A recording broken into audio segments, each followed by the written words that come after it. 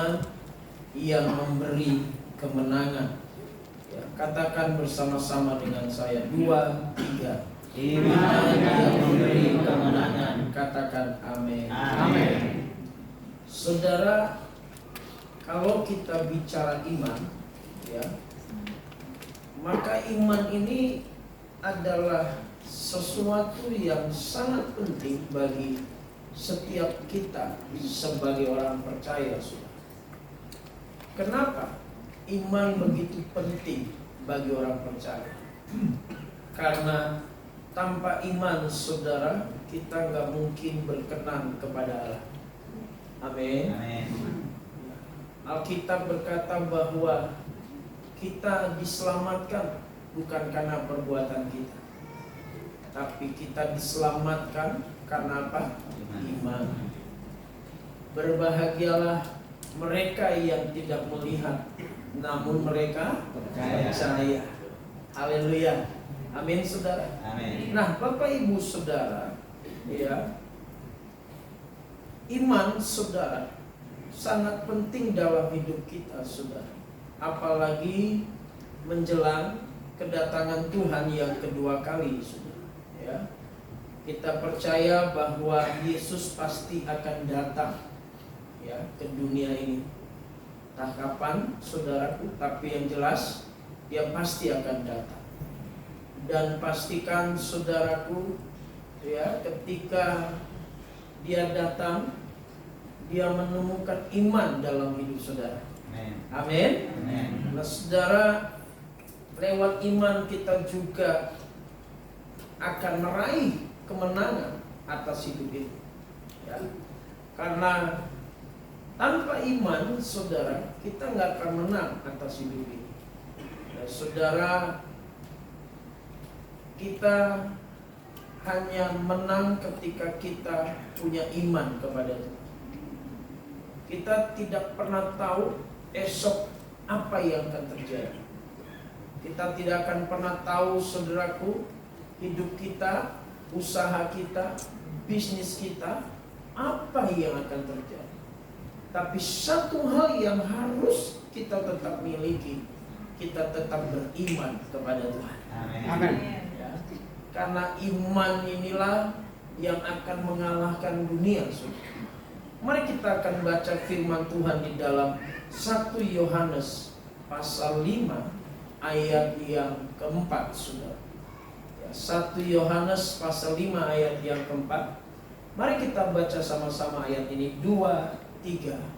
Sebab yang lahir dari Allah mengalahkan dunia, dan inilah kemenangan mengalahkan dunia, iman kita. Katakan amin. Amin. Ya, apa yang mengalahkan dunia, Bapak Ibu? Iman kita. Apa yang mengalahkan dunia ini? Iman kita. Oh, beri tepuk tangan buat kita semua.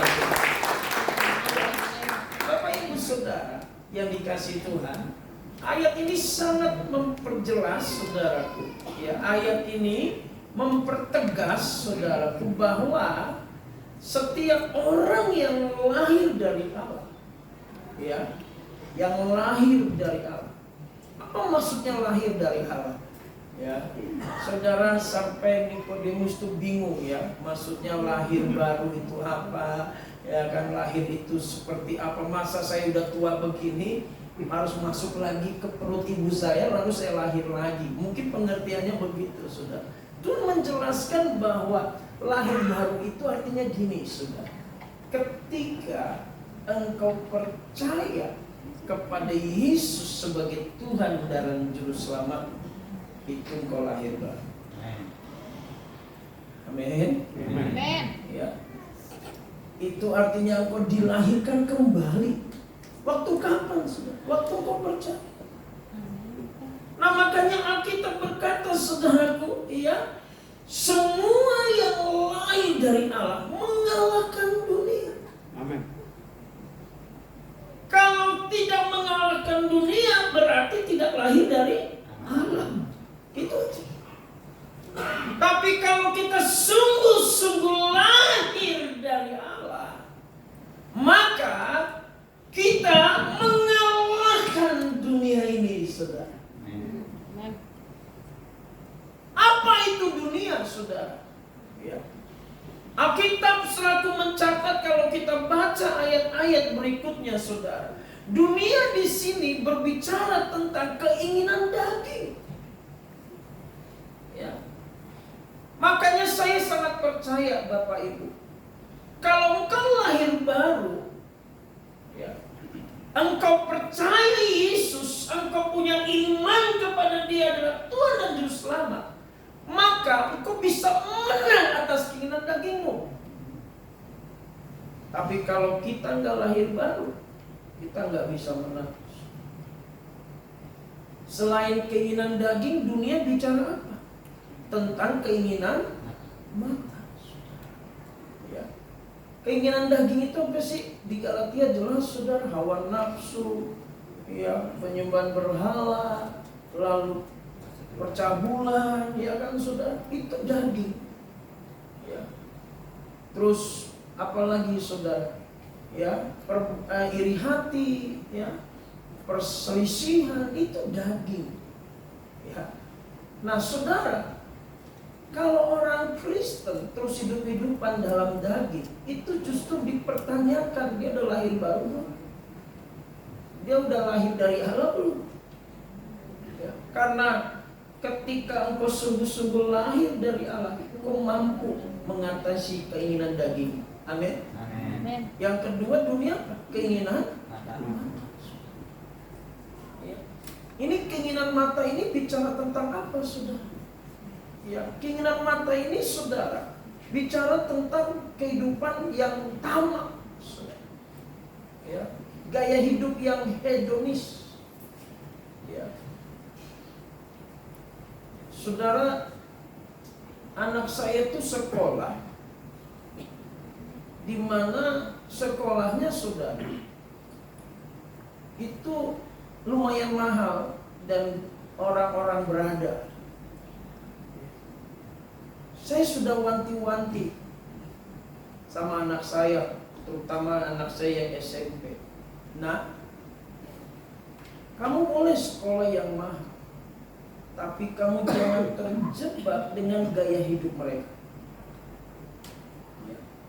Karena, saudara, itu maaf ya, saudara, ya, akhirnya banyak anak-anak terpengaruh kalau pakai tas ini gengsi. Sekarang tas yang dari Singapura itu mereknya apa? Smiggle. Tahu ya? Ya, yang jutaan. Saya selalu tekankan sama anak saya, ya, bukan tas yang mahal yang paling penting. Jangan sampai gara-gara ini kamu malu, kamu nggak berani ke sekolah karena gengsi. Lalu juga, saudara, anak saya SMP sekarang udah nggak pakai buku belajar, harus pakai tab. Wah, itu teman-teman saya lihat pakai iPad, saudara, harga belasan juta semua. Ya. Saya bilang, ya kalau mereka mampu, is okay lah, tapi bukan itu yang paling penting. Kamu yang biasa aja nggak apa-apa ya. Nah, saudara, banyak hidup kita hari ini tanpa kita sadari, kita bisa terjebak dengan keinginan mata. Ke gereja aja ada banyak orang terjebak keinginan mata. Lihat kan, lihat tuh ibu itu, kalau singer pakaiannya wah mahal. Masa kita kalah? Nah, di sini kan udah terjebak. Banyak orang jadikan gereja jadi pamer, ya, pamer apa? Tampilan, saudara. Saya nggak anti dengan penampilan,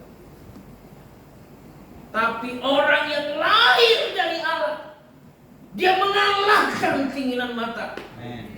Katakan amin, saudara. Amen. Ya. Lalu apalagi dunia itu, saudara, bicara tentang keangkuhan hidup, tentang kesombongan, tahta, harta, posisi, dan jabatan. Ada banyak orang hari ini gila-gila jabatan. Ada banyak orang gila posisi. Ya. tidak sedikit juga kita temukan banyak hamba Tuhan demi jabatan dia menghalalkan segala cara. Demi gelar doktor, ya tadi saya bicara sama Ibu Gembala. Kuliahnya kapan? Nggak tahu, tiba-tiba udah jadi doktor teologi. Ya. Dengan cara apa? Instan. Sekarang tidak sedikit kita bisa lihat STT saudara, cuman kerjanya jual ijazah. Tapi saya percaya orang yang lahir dari Allah mengalahkan gangguan hidup. Katakan amin. Nah saudara, oleh karena itu saudara, tantangan-tantangan ke depan ini gak mudah. Ya. Dunia ini, saudaraku, saya percaya akan banyak hal yang terjadi yang tidak pernah kita duga. Kita bisa melihat suatu negara-negara yang begitu kuat, bahkan seperti Amerika Serikat pun hari ini sedang mengalami gejolak ekonomi. Negara dijaya, saudara. Ya. Tapi kita bersyukur sampai hari ini Tuhan tetap memberkati bangsa kita Indonesia. Amin. Nah, kita nggak tahu apa yang terjadi. Tapi satu hal yang harus kita yakini, satu hal yang harus kita percayai, kita sebagai anak Tuhan tidak perlu takut, tidak perlu khawatir menghadapi kehidupan yang ke depan yang tidak menentu ini. Sekali lagi sama saudara, kenapa kita nggak perlu takut dan khawatir? Karena semua bumi ini adalah milik Allah. Beri tepuk tangan buat Tuhan. Semua yang ada di dunia ini milik siapa? Allah. Makanya kalau kita punya iman, saudaraku, percaya kepada Dia, Dia adalah Tuhan dan Juru Selamat kita, saudara, maka kita memiliki kemenangan, yaitu mengalahkan dunia ini. Nah, Bapak Ibu, saudara, hari ini tetap percayalah bahwa Yesus Tuhan dan Juru Selamat. Amin. Haleluya. Beri tepuk tangan buat Tuhan. Karena itu yang iman yang memberikan apa? Kemenangan. Sudah. Dan ketika kita percaya kepada Tuhan, percaya kepada Yesus, ya, kita ada jaminan dalam kehidupan ini. Dia kan Bapa yang baik. Amin. Saudara juga punya anak. Saya percaya anak saudara nggak pernah khawatir dia besok makan apa, minum apa. Dia nggak perlu khawatir selaku dia sekolah atau enggak. Ya kan? Kenapa dia begitu yakin? Dia nggak khawatir karena dia percaya sama siapa? Bapaknya. Dia percaya sama Bapak. Nah, kita sebagai Bapak, manusia biasa, kita selalu berusaha yang terbaik buat anak kita. Kita selalu beri yang terbaik buat anak kita, karena kita merasa kita adalah orang tua yang bertanggung jawab. Dengan segala keterbatasan kita, dan kita bukan segala-galanya, tapi kita bisa memberikan jaminan buat anak kita bahwa Papa akan beri yang terbaik buat kamu. Amin. Apalagi Bapa kita yang di surga. Saudara, kita nggak perlu takut, kita nggak perlu khawatir, saudara. Allah akan senantiasa menjamin kehidupan kita. Amin.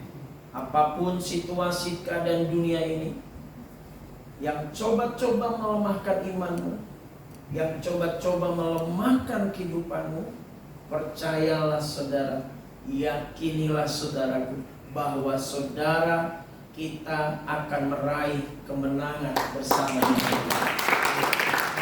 Amin. Katakan sebelah kiri kanannya, kamu pasti meraih kemenangan bersama dengan Tuhan. Haleluya. Yang percaya meraih kemenangan, katakan amin.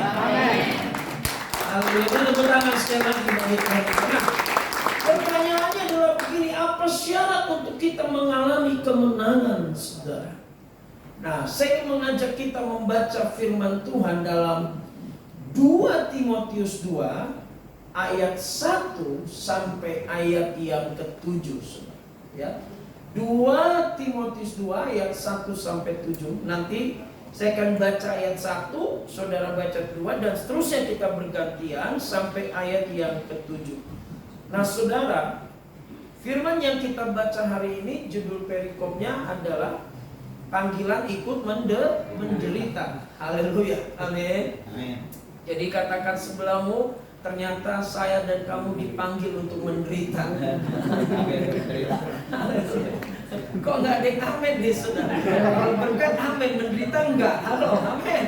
Amin. Ikut dalam panggilan apa? Menderita. Kan baca ayat 1, saudara baca 2. Dia 2 Timotius 2 ayat 1 sampai 7. Demikian firman Tuhan. Sebab itu, hai anakku, ya, jadilah kuat oleh kasih karunia dalam Kristus Yesus. Apa yang telah kau dengar daripadaku di depan banyak saksi, percayakan itu kepada orang-orang yang dapat dipercayai, yang juga cakap mengajar orang lain. Ikutlah menderita sebagai seorang prajurit yang baik dari Kristus Yesus. Seorang prajurit yang sedang berjuang tidak memusingkan dirinya dengan soal-soal kehidupannya, supaya dengan demikian ia berkenan kepada komandannya. Seorang olahragawan hanya dapat memperoleh mahkota sebagai juara apabila ia bertanding menurut peraturan olahraga. Seorang petani yang bekerja keras adalah usaha yang pertama menikmati hasil usahanya. Kita bacakan sama-sama ayat 7, 2, 3. Perhatikanlah, Tuhan akan memberi kepadamu dalam segala sesuatu. Katakan amin. Nah, saudara, dari ayat ini kita akan menemukan, saudara, kunci utama untuk kita mengalami kemenangan, saudara, di ayat yang pertama, saudara. Ya, next saja, langsung aja. PowerPoint berikutnya dikatakan gini, saudara. Sebab itu, ya, hai anakku. Siapa yang bicara ini? Paulus kepada Timotius. Ya, Timotius adalah anak rohaninya siapa? Paulus. Paulus adalah bapak rohaninya Timotius, saudara. Dikatakan, jadilah kuat oleh apa? Kuat dalam hal apa? Penderitaan. Haleluya. Amin, saudara. Amin. Jadi kunci utama untuk kita mengalami, saudaraku, kemenangan, yaitu kuat bukan karena kita orang pintar. Kuat bukan karena kita masih banyak harta dan warisan. Kuat bukan karena, saudaraku, kita memiliki jabatan. Tetapi kita kuat oleh kasih karunia dalam siapa? Kristus Yesus.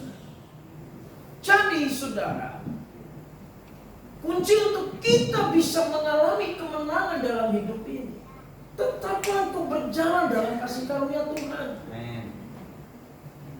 Karena dalam hidup ini, saudara, ada banyak hal yang kita nggak bisa kerjakan, yang nggak bisa kita lakukan, sebanyak sekali.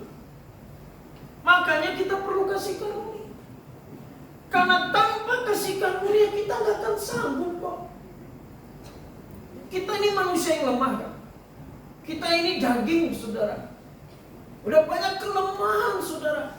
Ya. Daging ini selalu inginnya nyaman. Daging ini selalu maunya yang baik-baik saja, saudara.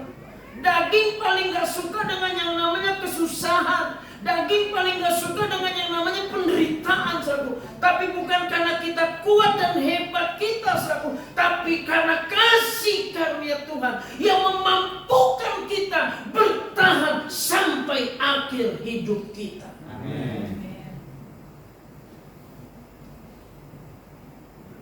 Setiap orang pasti punya masalah. Tidak ada satupun di antara kita yang tidak punya masalah. Masalah tidak ada hubungannya dengan rohani atau enggak rohani. Serohani apapun kita tetap punya masalah. Setuju apa enggak? Saya hamba Tuhan tetap punya masalah. Pak Gembala sama Ibu Gembala tetap punya pergumulan. Jangan saudara berpikir jadi gembala nggak punya pergumulan. Minimal dia bergumul buat saudara. Haleluya. Amin. Itu juga pergumulan Pak Ganjar. Bagaimana supaya jemaat ini berbuah? Bagaimana supaya jemaat ini berubah? Pak Ganjar bergumul. Ya, pasti dia doa. Ya. Saudara bayangkan, saudara habis cerita masalah saudara, itu kan pergumulan dibagikan juga pendeta ikut bergumul. Jadi artinya semua orang punya masalah. Kalau nggak mau punya masalah, ya mati. Mati aja ada masalahnya antara neraka atau surga. Semua kita punya masalah. Nah tapi persoalannya saudara, yang Paulus bilang, kita nggak perlu takut dengan yang namanya penderitaan. Kita nggak perlu khawatir dengan yang namanya masalah. Tapi kita tetap kuat oleh kasih karunia. Kasih karunia itu apa sih saudara? Kasih karunia itu kan gini saudaraku ya. Bisa slide-nya next ya. Kasih karunia itu adalah kemampuan yang diberikan Allah untuk apa? Melakukan setiap apa? Kehendaknya. Melakukan kebenarannya. Melakukan firman-Nya. Ya. Contoh saudara. Kalau kita memberi dalam kelebihan, ya, semua orang bisa lakukan kecuali dia pelit. Amin. Amin. Coba pandang wajah kiri kanannya, ada nggak wajah-wajah pelit di sini, saudara? Kalau dia pelit, walaupun dia berkelebihan, dia butuh kasih karunia untuk bisa memberi. Betul nggak saudara? Karena pelit. Tapi kalau kita memberi dalam keadaan kekurangan, itu nggak gampang. Halo? Halo? Halo. Betul apa enggak Pak Bu? Betul. Anda mau memberi, tapi Anda sendiri kekurangan. Bisa nggak? Susah nggak Pak? Saya mau tanya, susah nggak? Oh susah. Itu daging, betul nggak? Iya, daging.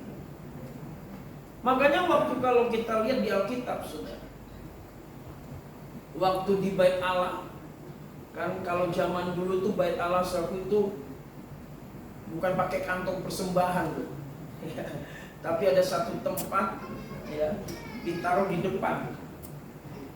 Jadi kalau orang kaya memberi dengan segala kelebihan itu bunyi sampai tong tong tong gitu saudara, itu kedengaran. Ya semua orang datang, orang-orang kaya memberi. Tapi Yesus nggak tertarik dengan pemberian mereka. Kenapa Yesus nggak tertarik? Karena mereka memberi dari kelebihan. Tapi lihat, waktu ada seorang janda, budak janda, miskin. Tahu miskin? Hah? Tahu miskin Bapak Ibu? Susah. Mungkin rumahnya tuh RS7, rumah sangat sederhana sekali, sampai selonjoran susah sekali. Dia memberi. Dan Yesus bilang gini, dia panggil murid-muridnya, kamu lihat jangan. Dia memberi dari apa? Kekurangan. Dan itu kita butuh kasih karunia, saudaraku.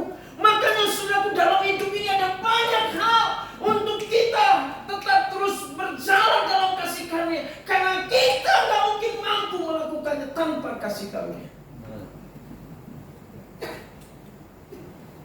Apa?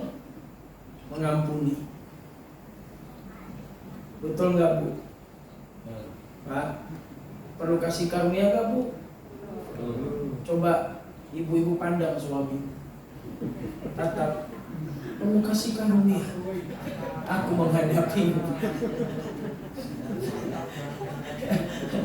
Suami juga akan berkata kepada istrinya, aku perlu kasih karunia, ngadapin mama. Ampun deh mah, nggak kuat. Tapi firman Tuhan bilang, jadilah oleh apa? Oh, beri tepuk tangan saudara. Jadi kalau kau tatap wajah istrimu, bilang, oh Tuhan, perlu kasih karunia. Haleluya, amin, amin Pak Bu. Ya, so bayangkan, ya, ada banyak orang-orang yang begitu terluka dengan pasangan hidup, yang ujung-ujungnya minta pisah, cerai. Saya nggak sanggup lagi Pak. Betul, kamu nggak sanggup. Kalau kamu sanggup, kamu nggak perlu Tuhan. Siapa suruh bilang kamu sanggup? Enggak. Yang Tuhan bilang kuat oleh apa? Kok nggak ada yang bilang amin? Saudara, haleluya, amin. Jangan saudara berpikir, saudara sanggup, nggak akan sanggup. Pak, suami saya udah gak kuat lagi ngadepinnya. Ya memang gak kuat Bu. Berat. Ya kayak bapak ini berat jadi kayak. Ya Pak, saya juga berat Bapak, kelas beratnya kita Pak. Berat sama di Eko. Ringan sama di Jinjing. Nah, saudara, saya percaya menghadapi, nggak usah bicara yang lain, menghadapi suami dan istrimu. Sampai hari ini kita perlu kasih karunia.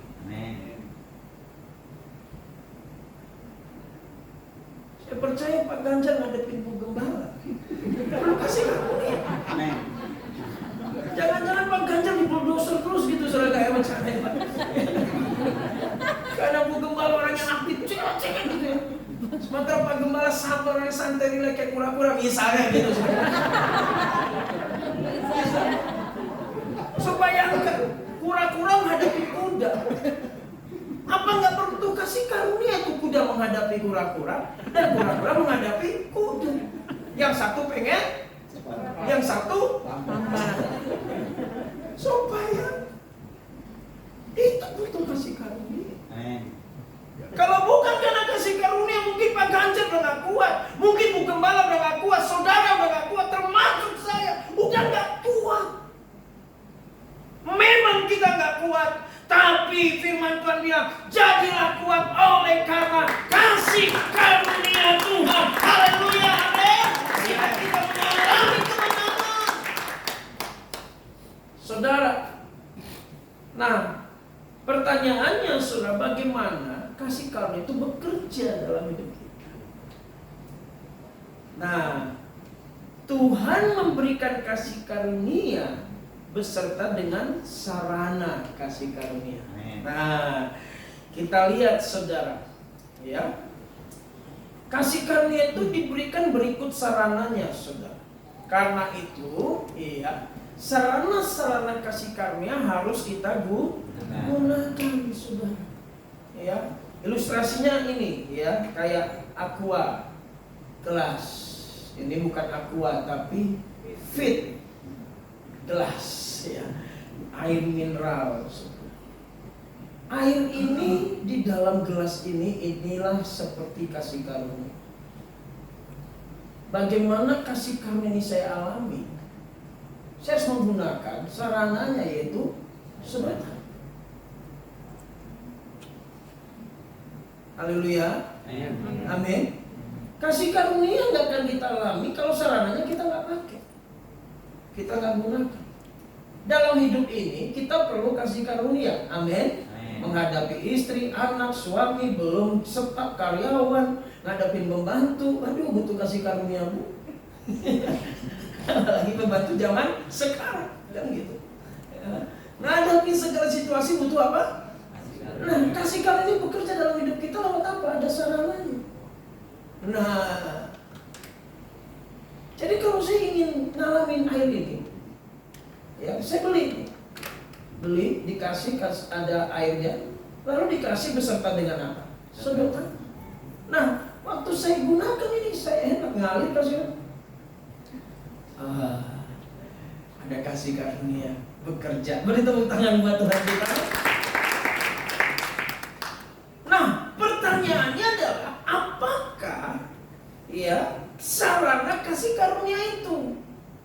Nah, kita lihat di ayat 1, kuatlah oleh kasih. Nah, ayat 2, saudara, kita baca next. Nah, ayat 2 bilang gini. Ya, apa yang telah engkau dengar daripadaku? Dari siapa? Paulus kepada Timotius di depan banyak saksi. Percayakanlah itu kepada orang-orang yang dapat dipercaya, yang juga cakap mengajar orang lain. Nah, jadi saudara, pertanyaan kita, apa yang telah Timotius dengar dari Paulus? Apa yang telah Paulus katakan kepada Timotius di depan banyak saksi? Ini pertanyaannya. Nah, mari kita baca dalam 1 Korintus 4 ayat yang ke-17.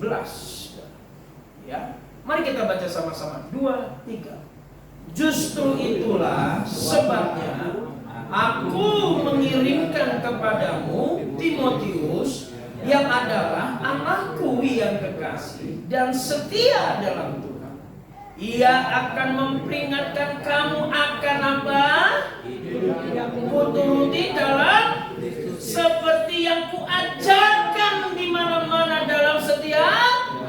Jadi apa yang diajarkan oleh Paulus kepada jemaat, apa yang Paulus ajarkan kepada Timotius, yaitu hidup yang kuturuti dalam Kristus Yesus. Jadi yang didengar oleh Timotius dari Paulus adalah apa? Hidup yang kuturuti dalam Kristus Yesus. Artinya apa? Bagaimana kita mengikuti Yesus dan belajar dari Yesus. Jadi saudara, mengikuti Yesus dan belajar dari Yesus adalah satu-satunya sarana kasih karunia untuk kita mengalami kemenangan. Amin. Amin. Oke, next ya. Jadi apa saudaraku? Ya, sarananya apa? Mengikut Yesus. Ya, terus. Dan adalah apa? Untuk kita apa? Mengalami kemenangan. Jadi kuncinya bagaimana supaya kita mengalami kasih karunia? Belajar dari dan mengikut. Kata mengikut itu artinya murid, amin. Murid itu bahasa aslinya matetes. Matetes itu artinya apa? Magang, praktek. Katakan amin, saudara.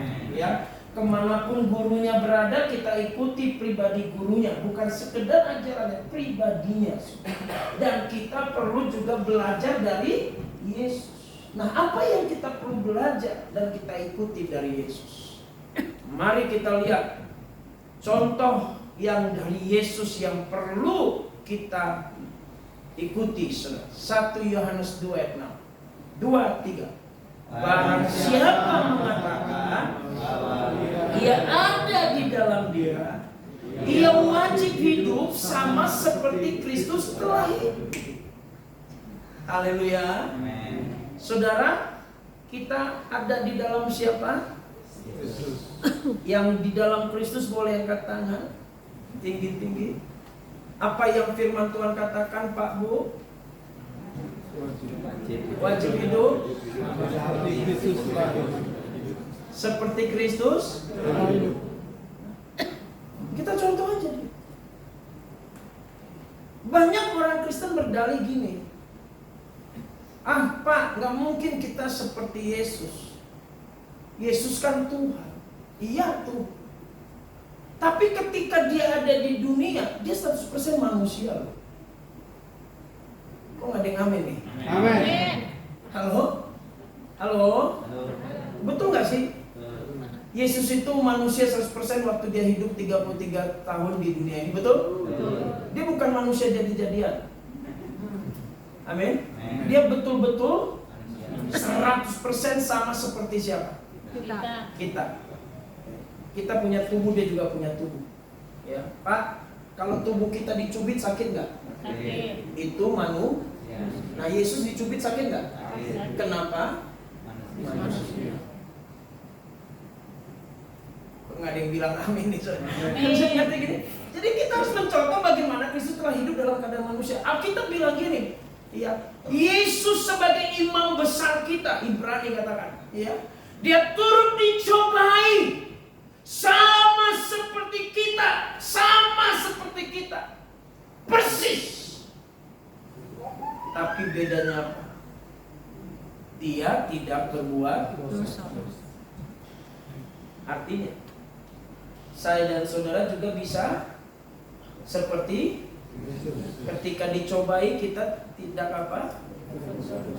Karena kita mengikut siapa? Amin. Mengikut siapa? Yesus. Haleluya.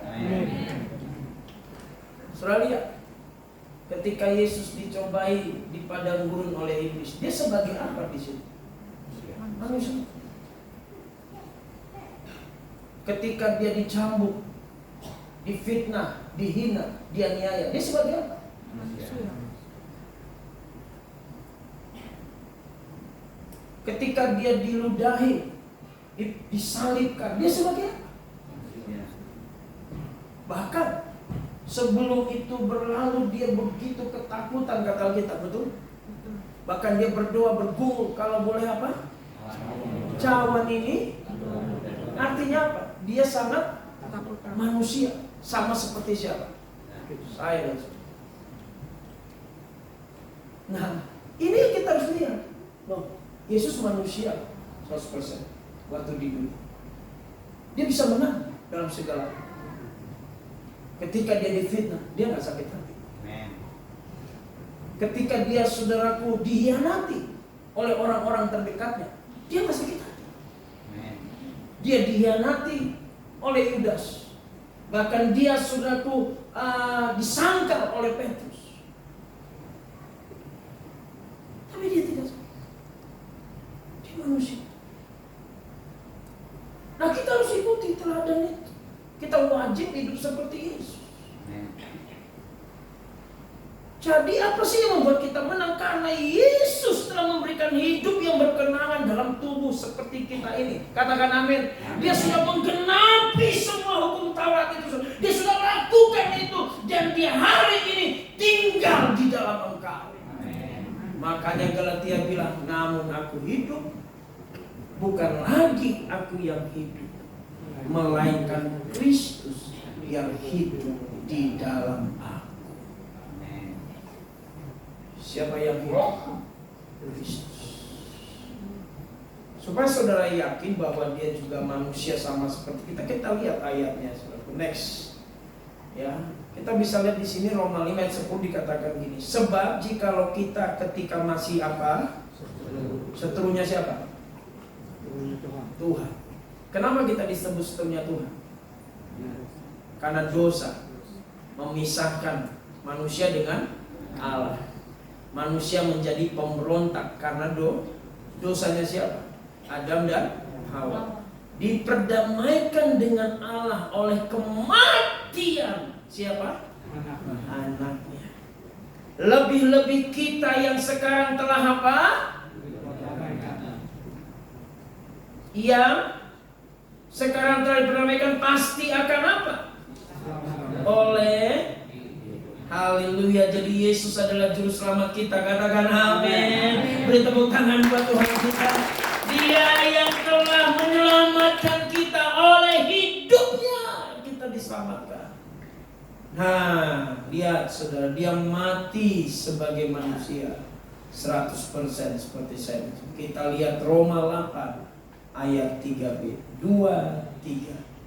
Dengan jalan mengutus anaknya sendiri dalam daging. Yesus diutus dalam apa? Yang serupa dengan apa? Yang sama nggak? Udah yakin? Dia diciptakan sendiri, dia diutus, anaknya sendiri diutus dalam apa?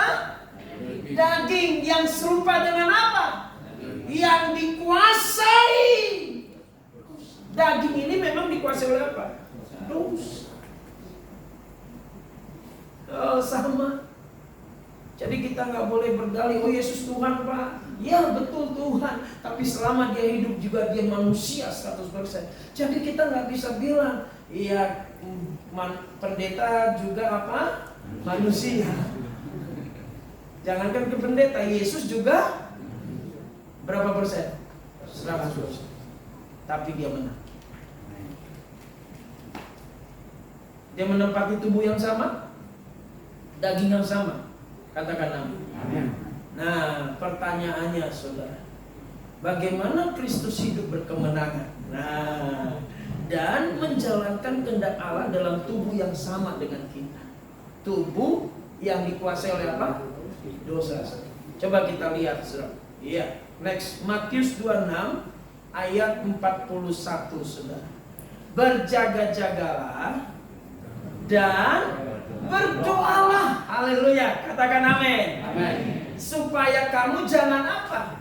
Jatuh dalam roh memang penurut, tetapi apa? Daging kita lemah. Kata kuncinya apa? Berjaga-jagalah dan apa? Artinya kita harus hidup dalam disiplin-disiplin rohani. Katakan amin saudara. Ya Yesus pagi-pagi benar dia berdoa. Betul nggak saudaraku? Amin saudaraku.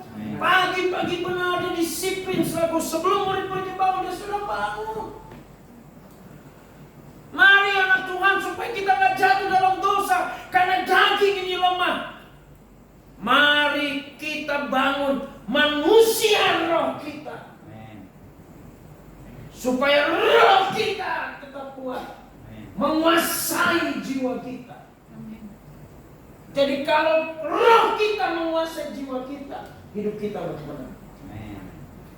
Tapi kalau dagingmu yang lebih banyak engkau isi dengan kedagingan, maka jiwamu, pikiranmu, perasaanmu, kehendakmu dikuasai oleh daging. Nah, bagaimana pikiran kita, perasaan kita, kehendak kita betul-betul seturut dengan saudaraku firman, maka pastikan jiwamu, perasaanmu, pikiranmu, kehendakmu dikuasai oleh roh. Sehingga kita menang. Bagaimana membangun manusia rohmu? Dengan firman. Dengan berdoa, menyembah, berpuasa. Isi dengan firman. Saya mau tanya sama Pak Bu, kalau engkau nggak makan nasi seharian, lemes nggak? 2 hari? 3 hari? Mati. Karena daging, makanya perlu dikasih. Nah, pertanyaannya rohmu. Kalau tubuhmu sehari 3 kali kau makan, kau nggak pernah lupa makan. Begitu lapar, mana makan mah? Masak apa mah? Nggak ada, beli mah, nggak tahan lapar. Pertanyaanmu rohmu gimana?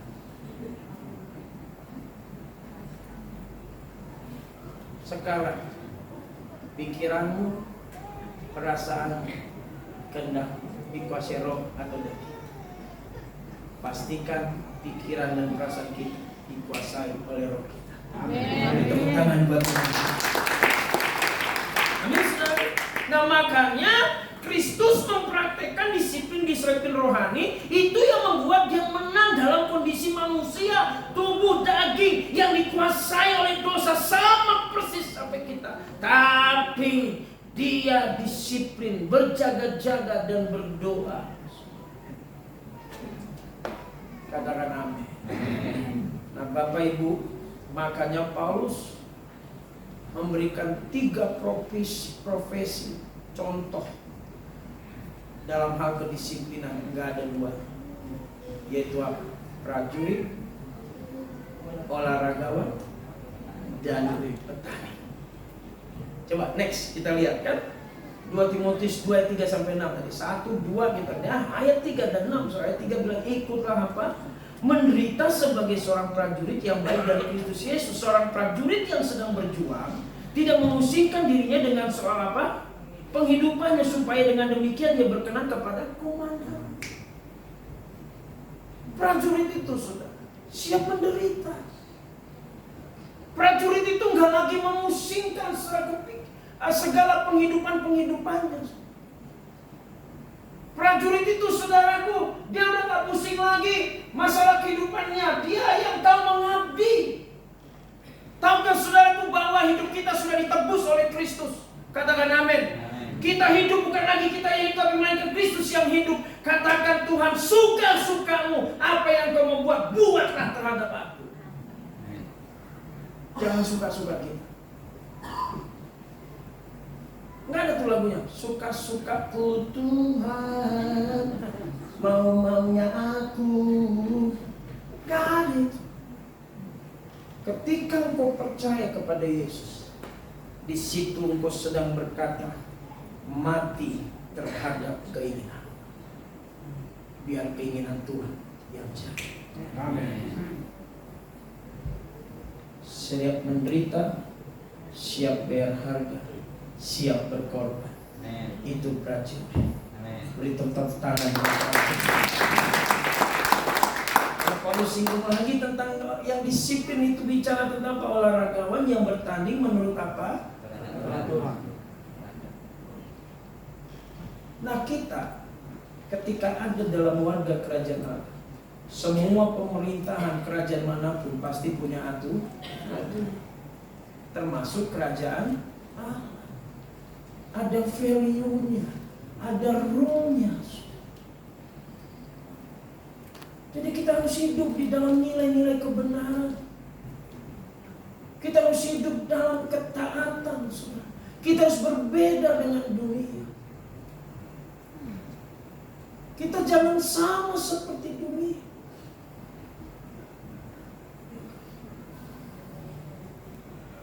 Dunia itu apa? Kepahitan. Dunia itu apa? Membenci. Tapi kita harus beda dengan dunia. Tidak kepahitan, tidak membenci, tapi mengasihi, mengampuni. Dunia itu mencari apa? Masalah pakai, makan, dan minum. Tapi kita sebagai orang percaya, bukan lagi kita cari masalah makan, pakai, dan minum. Walaupun itu penting, ada yang lebih penting, kerajaan dan kebenarannya. Makanya Alkitab bilang, jangan kita serupa dengan dunia. Dunia itu malas, tapi kita sebagai anak Tuhan rajin. Dunia korupsi, anak Tuhan jujur. Dunia terlambat, kita on time. Haleluya, amin saudara. Amin. Dunia pelit, kita memberi. Dunia suka marah-marah, kita sabar. Itu berarti kau beda. Tapi kalau kau masih marah, pahit, pelit, apa bedanya kau dengan dunia? Kita harus menurut aturan-aturan, nilai-nilai kebenaran. Amin. Yang berikutnya, petani yang bekerja keras. Petani itu tidak pernah mendengar kata istilah panas ataupun hujan, dingin atau panas. Dalam segala peristiwa, mau panas, mau hujan, dia tetap bekerja. Karena dia yakin satu saat dia pasti menuai. Saudara, mari kita bekerja seperti Yesus bekerja sampai hari ini. Melayani Tuhan. Bekerja bukan hanya profesi, tapi melayani juga adalah bekerja untuk Tuhan. Jangan kita jadi jemaat hanya 7 day datang duduk diam dengar berita dan dada, habis itu dada apa salam untuk Tuhan. Cuma nyetor muka mulut, nggak pernah mau terlibat. Nanti kita mau shalom haleluya puji Tuhan ya. Suruh melayani kagak mau. Jadi suruh mau apa? Mau ikut Tuhan? Siap melayani. Oh nggak ada yang amin nih saudara. Ayo katakan kiri kanan, jangan amin aja. Semua jemaat di tempat ini harus melayani Tuhan sampai akhir hidupnya. Karena hidup adalah kesempatan untuk kita melayani Tuhan sampai hidup kita menjadi berkat dan kita percaya apa yang kita tahu akan kita tuai. Satu kali kita akan dapat mahkota yang Tuhan janjikan kepada engkau. Amin. So masuk surga sih Pak. Betul. Tapi kau nggak ada mahkota jelek banget nanti, botak kok. Haleluya, amin, nggak ada mahkota. Kamu punya mahkota, amin, di surga nanti pakai. Di surga nanti pakai baju putih, mahkota di kepala. Mahkota apa? Melayani jiwa. Mahkota hidup dalam apa? Aniaya dan penderita. Ini enggak. Surga sih, tapi enggak ada mahkota. Ingat saudara, lakukanlah segala sesuatu seperti untuk Tuhan, bukan untuk manusia. Selama kita hidup, bekerja dan melayani. Amin. Beri tepuk tangan bagi mengalami kemenangan itu artinya kita hidup yang disiplin. Katakan amin. Yang pertama apa? Kuat dalam kasih karunia. Bagaimana kasih karunia bekerja? Kita mengikuti Yesus dan belajar dari Yesus, yaitu hidup dalam apa? Disiplin rohani. Seperti apa? Prajurit, olahragawan dan petani. Nah, apa itu definisi disiplin? Kita baca 2-3. Disiplin adalah melakukan bagian yang dapat kita lakukan untuk akhirnya dapat melakukan hal-hal yang tidak dapat kita lakukan dengan kekuatan kita sendiri. Saudaraku, yang tadinya kita nggak bisa lakukan dengan kekuatan kita sendiri, tapi ketika kita melakukan bagian yang kita bisa lakukan, maka yang tidak bisa kita lakukan itu tadinya dengan kekuatan kita bisa melakukannya karena kasih karunia. Itu artinya apa? Disiplin. Katakan amin. Ikut Tuhan itu, disiplin rohani itu berat enggak berat. Karena ikut Yesus itu enak dan ringan. Katakan amin. Matius 11 ayat 30 bilang gini, ini terakhir. 2-3. Sebab kuki aku pasang itu dan bebanku pun ringan. Beri tepuk tangan saudara ya. Rasa ringan Pak, rasa enak Pak kalau kita bersama dengan Yesus. Katakan amin. Tapi kalau kita nggak bersama Yesus, berat. Ingat, ada 2 sapi ini. Satu sapi junior, satu sapi senior. Kenapa ada 2 sapi senior dan junior saudaraku disatukan satu kuk? Karena supaya yang junior belajar dari senior, supaya yang juniornya merasa apa? Ringan. Coba kalau sapi juniornya saudaraku ke kanan, senior bilang kiri, nggak mau ke kanan, kiri. Lama-lama ini sapi gimana? Capek nggak? Lelah nggak? Bahkan sapi ini bisa luka nggak? Berat nggak dia tuh? Berat. Nah, banyak orang Kristen persis kayak sapi junior ini. Kenapa bandel? Nggak mau pikul kuk yang Yesus pasang, tapi masih apa? Ego. Pikul kuk itu artinya apa? Kita tetap bersandar sama Tuhan, kanan Tuhan. Asik. Maju ya Tuhan. Suka-suka majulah Tuhan, mau kemana? Oh Tuhan, mengampuni. Oh iya mengampuni Tuhan. Coba kalau enggak Tuhan, enggak mau saya. Berat saya. Nah, berat nggak Pak Bu? Berat. Tapi kalau bilang, ampuni, ya Tuhan ampuni. Oh haleluya. Memberi, oh ya Tuhan memberi. Masih dalam kekurangan, enggak apa-apa. Kok nggak ada yang bilang amin, saudara? Perhitungan ketika kita siap memberi karena kita bersama dengan Yesus, nggak ada yang berat, katakan amin. Hidup ini ringan Pak Bu kalau kita pikul kuk yang Yesus pasang. Haleluya. Amin. Jadi mari kita memiliki iman yang meraih kemenangan. Tuhan Yesus memberkati. Haleluya. Mari kita berdiri Bapak Ibu Saudara. Haleluya.